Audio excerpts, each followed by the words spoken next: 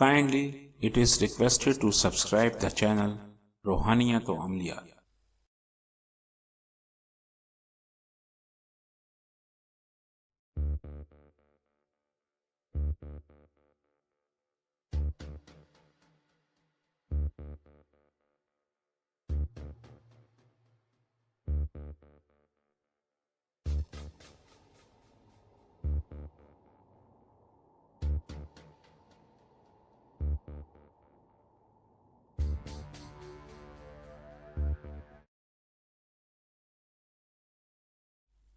أعوذ بالله من الشيطان الرجيم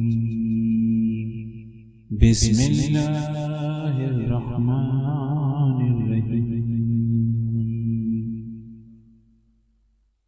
یا اللہ، میں تیری رحمت کا طلبگار ہوں، مجھے اتنی طاقت اور ہمت عطا فرما کہ میں ان غریبوں کا دکھ بانٹ سکوں جن کا تیرے سوا اس دنیا میں کوئی نہیں۔ یا اللہ، تو سب سے بہتر سننے والا اور سب سے بہتر دیکھنے والا ہے۔ تو اگر قہار ہے تو تو رحمان بھی ہے، تو اگر جبار ہے تو تو رحیم بھی ہے۔ تیری عظمت، تیرا جلال ہے، تو رب کائنات ہے۔ اے میرے رب، ہماری دعاؤں کو قبول فرما، آمین ثم آمین۔ السلام علیکم روحانیت عملیہ چینل کے دوستوں، روحانی عمل آپ کو چینل میں خوش آمدید کہتا ہے۔ دوستوں، ایسا کہا جاتا ہے کہ زمانے ماضی میں بزرگان دین جب بھی کسی چیز کی حاجت محسوس کرتے تو اللہ رب العزت سے طلب کیا کرتے تھے، اور وظائف و اذکار کے ذریعے اللہ رب العزت سے رابطہ کیا کرتے تھے، جبکہ اللہ رب العزت قرآن پاک میں خود ارشاد فرما رہا ہے کہ جب بھی تم پر پریشانی، دکھ، تکلیف آئے تو تم نماز اور صبر سے مدد لو۔ نماز جو کہ اللہ پاک سے رابطے کا ایک بہترین ذریعہ ہے، اور صبر جو کہ کسی بھی انسان کی ایک بہترین صفت کو کہا جاتا ہے۔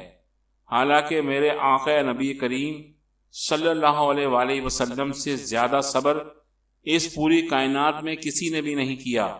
میرے آقا نبی کریم صلی اللہ علیہ وآلہ وسلم پر تو طائف کے لوگوں نے بے تحاشا مظالم ڈھائے، لیکن نبی کریم صلی اللہ علیہ وآلہ وسلم نے بے مثال صبر کا مظاہرہ فرمایا، اور اس موقع پر بھی اللہ کے رسول صلی اللہ علیہ وآلہ وسلم نے طائف کے ان بدبخت لوگوں کے لیے دعائیں فرمائی، جبکہ اللہ رب العزت نے جوش میں آ کر اپنے فرشتے کو حکم دیا کہ جاؤ میرے حبیب کبریا کی مدد کو۔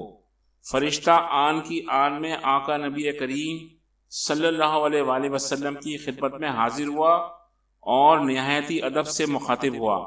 اے پیغمبر دو عالم، حبیب کبریا، شان کائنات، اگر آپ حکم فرمائیں تو ان نافرمانوں کو دونوں پہاڑوں کے درمیان پیس کر نیست و نابود کر دوں، لیکن نبی کریم صلی اللہ علیہ وآلہ وسلم نے منع فرما دیا اور طائف کے ان بدبختوں کے حق میں دعا فرمائی، اے اللہ ان کو ہدایت عطا فرما، یہ نہیں مانیں گے تو ان کی آنے والی نسلیں مجھے مانیں گی۔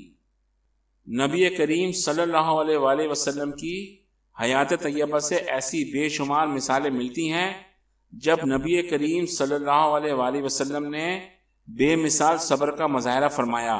جب لوگوں نے حضرت عائشہ صدیقہ رضی اللہ تعالی عنہا سے اللہ کے رسول صلی اللہ علیہ وآلہ وسلم کے اخلاق کے بارے میں دریافت کیا تو آپ رضی اللہ تعالی عنہ نے فرمایا کہ جو کچھ قرآن پاک میں ہیں وہی تو اللہ کے رسول صلی اللہ علیہ وآلہ وسلم کے اخلاق ہیں۔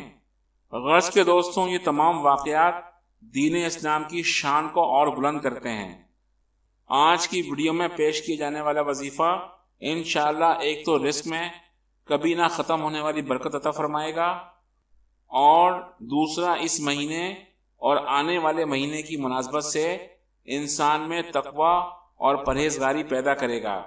تو دوستو، چلتے ہیں وظیفے کی جانب، اور وظیفہ آپ کو اسکرین پر نظر آ رہا ہوگا۔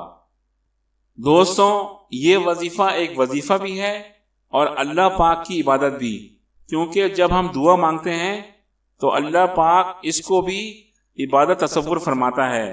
تو پس اس وظیفے میں اللہ کا ایک صفاتی نام ماں ایک دعا کے پڑھنا ہے۔